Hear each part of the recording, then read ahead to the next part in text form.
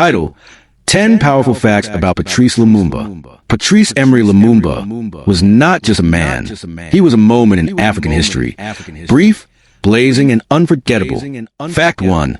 Lumumba was the first prime minister of the Democratic Republic of Congo in 1960. As Congo broke free from Belgian colonial rule, Lumumba rose from an ordinary clerk to the nation's first democratically elected prime minister.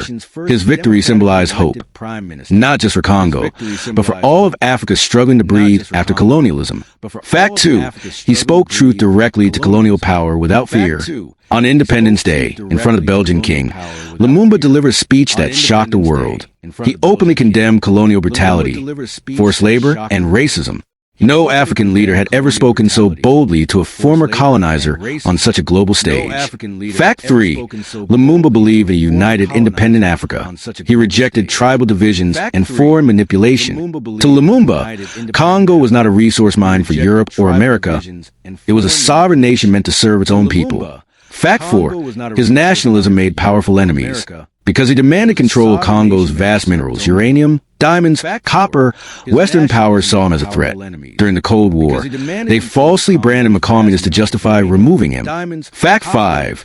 He was overthrown just months after taking office. Only weeks into leadership, Lumumba was dismissed, arrested, and humiliated.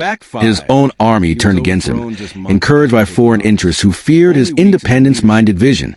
Fact 6. Lumumba was imprisoned, beaten, and silenced while in captivity.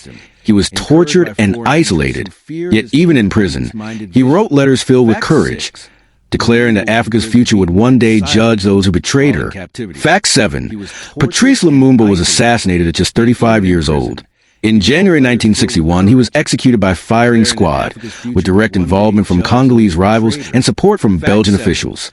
His body was later dissolved in acid to erase all evidence. Fact 8. His death shocked Africa and the world.